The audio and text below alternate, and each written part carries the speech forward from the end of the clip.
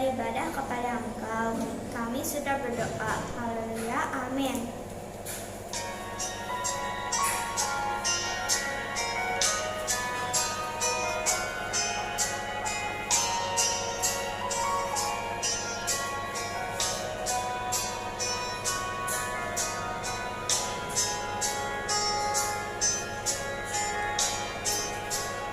Ajar kami Tuhan menghitung hari-hari, agar kami beroleh hati bijaksana.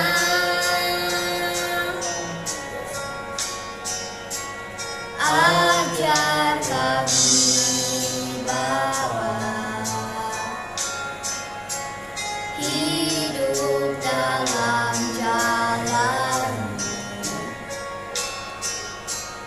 agar semua rencana-Mu digenapi.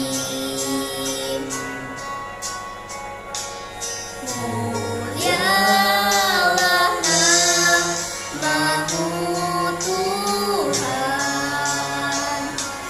dan ajaib jalan-Mu. Pimpin kami di setiap waktu. Besar setia-Mu Tuhan, agunglah karya-Mu. Yesus, kami bersyukur padamu.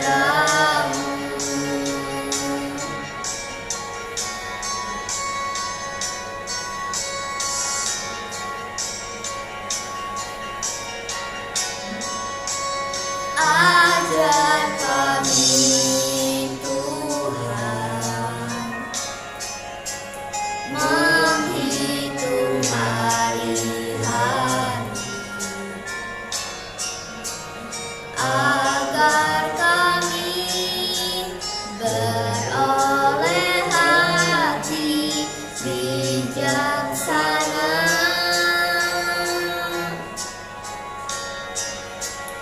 Ajar kami Bapa hidup dalam jalan-Mu, agar semua rencana-Mu digenapi.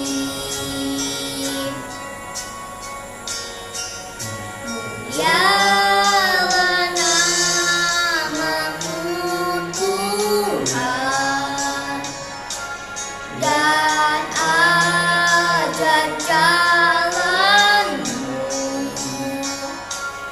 Pimpin kami di setiap waktu. Besar setia-Mu Tuhan, agunglah karya-Mu.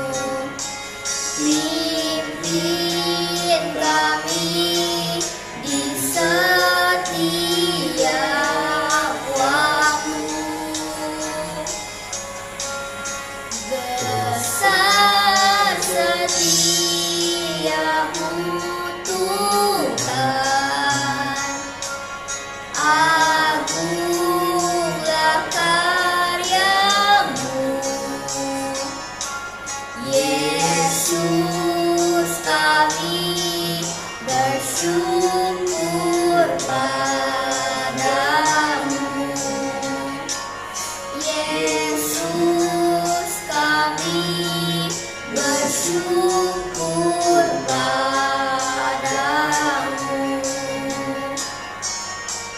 Yesus, kami bersyukur padamu.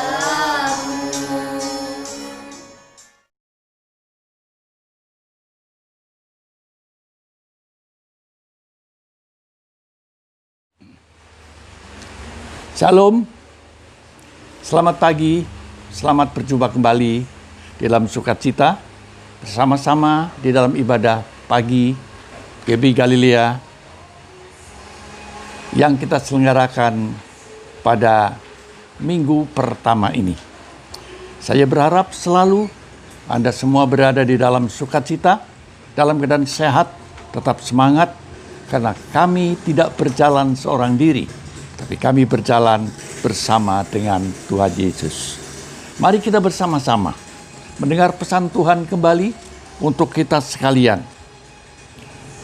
Pesan yang kita terima pada saat ini adalah menjalani hidup bersama dengan Tuhan Yesus. Tuhan Yesus yang hidup, yang tidak berubah, dulu, sekarang, dan selama-lamanya. Seperti dalam Mazmur pasal 90. Saya baca ayat yang ke-12. Ajarlah kami menghitung hari-hari kami sedemikian hingga kami beroleh hati yang bijaksana. Hidup bersama Yesus itu hidup yang baik, yang bijaksana, karena kita hidup dipimpin oleh Tuhan sendiri. Hari-hari manusia adalah hitungan hidup. Lahir, hidup, mati. Sebelum kelahiran, kita tunggu selama 9 bulan dengan penuh harapan dan sukacita bahwa Tuhan akan memberikan seorang bayi yang lahir dengan sehat dan menyenangkan. Tetapi terus bertumbuh, menjadi remaja, menjadi dewasa, dan kemudian menjadi tua, dan sesudah itu kembali lagi selesai meninggal dunia. Ketika hidup ini dihitung, serasa begitu cepat, seperti hembusan nafas yang masuk ke dalam rongga paru-paru dan harus segera dikeluarkan kembali. Sebab kalau tidak nanti akan meledak. Dan itulah kehidupan kita. Hidup ini seperti dipaksa dan digiring kepada suatu titik, yaitu kematian. Finish. Selesai. Kemudian ada yang menanggapi bahwa hidup ini adalah hanya suatu panggung sandiwara. Sekarang tertawa terbahak-bahak, besok menangis teriak-teriak karena masalah yang sedang dihadapi. Penderitaan dan kesulitan dirasa datang silih berganti. Itulah keadaan manusia dari zaman dahulu sampai kepada masa sekarang ini. Kemudian ada pula yang menanggapi dengan positif, dengan optimisme, dengan penuh pengharapan bahwa hidup ini kita tidak sendiri, sebab kita telah menjadi orang yang menemukan Tuhan melalui percaya lewat firman Tuhan yang kita temukan sehari-hari. Firman Tuhan bicara apa? Firman Tuhan berbicara tentang keselamatan. Orang yang optimisme seperti ini adalah orang yang disebut bijaksana. Bijaksana, wise, pandai, cerdas, dan orang yang semacam inilah adalah Anda semuanya. Sebab itu firman Tuhan mengatakan, ajar kami Tuhan menghitung hari-hari kami, agar kami beroleh hati yang bijaksana. Mengapa bijaksana? Sebab kita telah menemukan Yesus, Juru Selamat, yang telah lahir di kandang Bethlehem dan kemudian menjadi dewasa, memberitakan kabar kesukaan, dan pada waktunya ia kembali setelah berusia 33 tahun. Ia harus mati di kayu salib untuk menebus dosa orang-orang yang mau percaya. Kematiannya dilalui di atas kayu salib supaya yang percaya, supaya mereka yang menderita itu akan memperoleh kehidupan yang baru. Seperti Yesus yang telah mati dan dia telah bangkit setelah 3 hari. Sebab itu ia tidak mengalami kematian yang kekal dan Yesus hidup. Yesus bangkit adalah untuk keselamatan kita. Dan puji Tuhan, hanya kepada orang-orang yang percaya, itulah disebut orang yang bijaksana, sebab mempunyai Tuhan yang hidup, yang mengawal kehidupannya dalam perjalanannya sehari-hari. Sekarang ini banyak orang di bumi dihantui perasaan takut. Takut kepada kematian. Tidak usah diulang lagi tentang virus corona yang sedang melanda. Itu adalah bagian daripada ketakutan yang dihadapi banyak orang. Supaya mereka tidak takut, mereka mencari perlindungan. Mencari perlindungan itu mencari yang lebih kuat, lebih kokoh, lebih hebat. Ada yang pergi mencari dukun, tetapi dukun juga mati. Ada orang yang mencari orang pintar juga mati. Ada orang yang mencari yang berkuasa, tetapi orang yang berkuasa itu pun mati. Ada orang yang mencari orang yang sakti, orang yang mempunyai jimat-jimat, tetapi orang tersebut juga bisa mati. Ada orang-orang yang mencari nabi, tetapi nabi itu pun bisa mati. Tetapi saudara-saudara, semuanya mati. Hanya Yesus yang hidup, yang telah mati dan bangkit kembali untuk keselamatan umat manusia. Dan hanya Yesus yang bisa mengatakan itu. Di dalam Yohanes 11 ayat yang ke-25, Tuhan Yesus mengatakan, akulah kebangkitan dan hidup. Barang siapa percaya kepadaku, ia akan hidup walaupun ia sudah mati. Tetapi hanya percaya. Just only believe. All things are possible. Hanya percaya. Only believe kepada Tuhan Yesus saja. Tetapi untuk percaya tidak mudah. Sebab kata orang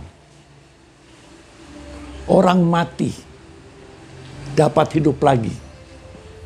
Itu sesuatu hal yang mustahil. Kalaupun dapat hidup lagi, maka dia adalah roh. Dan roh itu disebut roh hantu. Dan kalau roh hantu pasti ditakuti. Menjadi horor, menjadi vampir. Lalu bikin orang takut. Tetapi mereka juga mempunyai hati yang tetap takut. Setelah mati, kemana saya ini akan pergi? Karena tidak ada orang yang mati bisa menolong orang yang hidup. Itulah sebabnya kita tahu kecuali hanya Yesus, anak Allah yang hidup, bukan anak hantu yang dapat menyelamatkan umat manusia.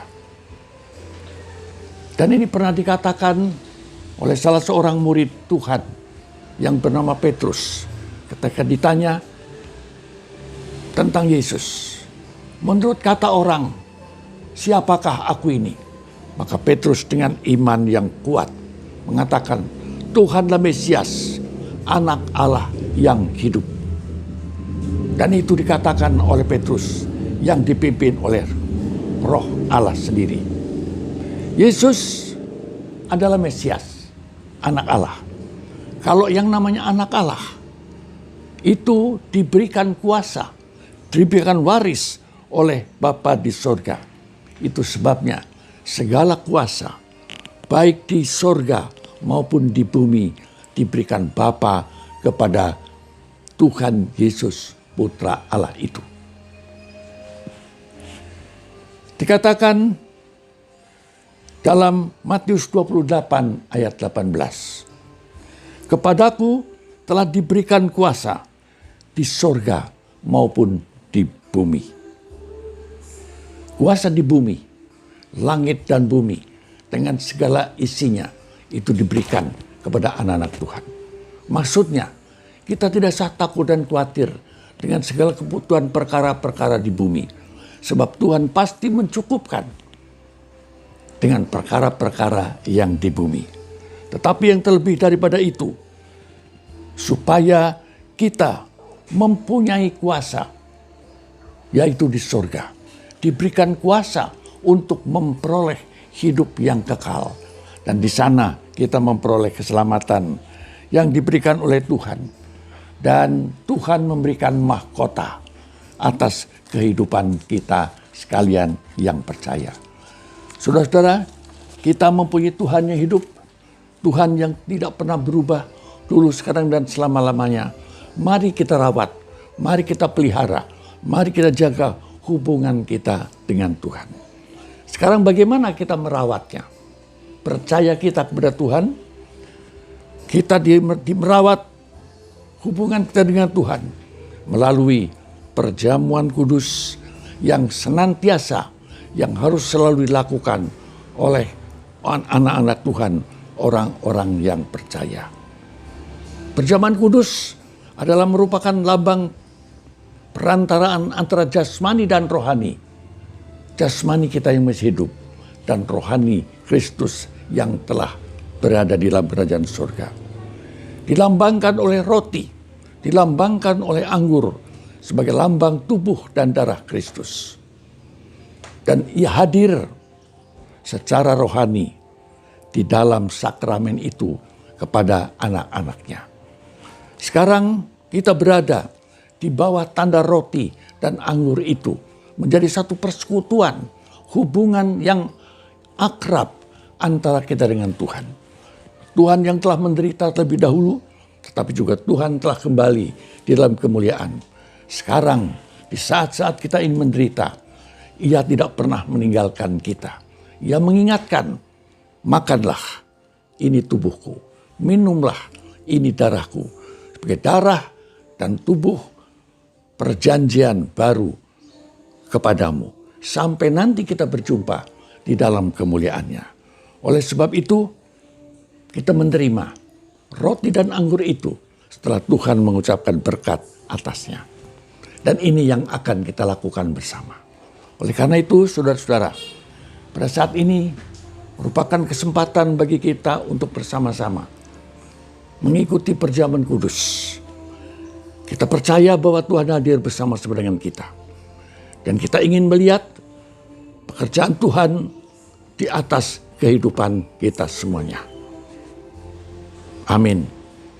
Saudara-saudara, mari kita bersama-sama tunduk kepala dan kami akan berdoa sebelum kita bersama-sama menikmati perjamuan kudus. Bapa, terima kasih buat firman-Mu. Kami bersama-sama telah mendengar bahwa kami ingin berjalan bersama dengan Tuhan, berjalan di dalam penderitaan kami, tetapi juga sukacita kami bersama dengan Tuhan. Dan kini Tuhan, kami diingatkan agar kami merawat persekutuan dengan Tuhan melalui perjamuan kudus, roti dan anggur yang bukan semata-mata roti dan anggur yang biasa, tetapi adalah persekutuan antara jasmani dan rohani, antara kita dengan Tuhan.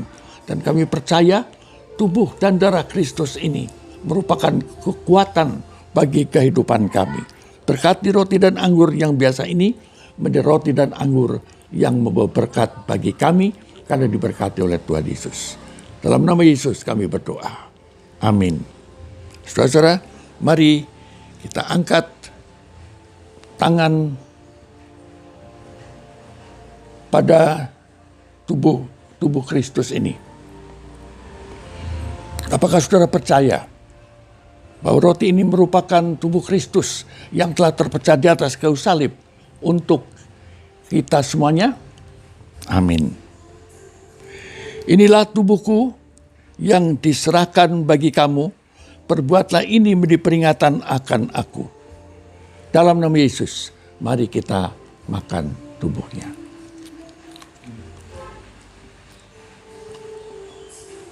Terima kasih Tuhan Yesus. Sekarang kita angkat cawan pada tangan kita sebelah kanan. Sebagai rasa hormat kita kepada Tuhan. Apakah juga saudara percaya bahwa anggur ini merupakan darah Kristus yang telah tercurah di atas kayu salib untuk pembebasan dosa kita semuanya? Amin.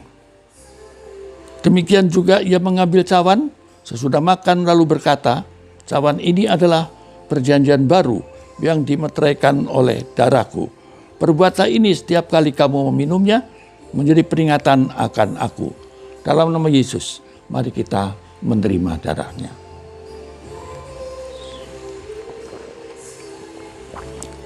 Terima kasih Bapa dalam surga. Kami telah menyatu di dalam Engkau, di dalam persekutuan dengan Tuhan melalui perjamuan kudus ini. Kuatkan dan teguhkan kami semuanya Tuhan, supaya kami tetap sabar dan tabah terus melangkah, mengikut Tuhan dalam keadaan apapun juga, sebab Tuhan yang berjanji setia akan terus menuntun dan mengawal kehidupan kami. Kami bersukacita melalui perjamuan kudus ini, kami mendapat pembebasan, sakit penyakit kami Tuhan sembuhkan, dan kami memperoleh kemenangan yang baru. Terima kasih Bapa, terima kasih. Kini kami mohon berkat-Mu turun kepada seluruh domba-domba-Mu yang berada di tempat rumah mereka masing-masing. Bapa, kirimkanlah berkat-Mu atas mereka semua. Kiranya berkat dan kasih dari Bapa turun ke atas kasih sekalian.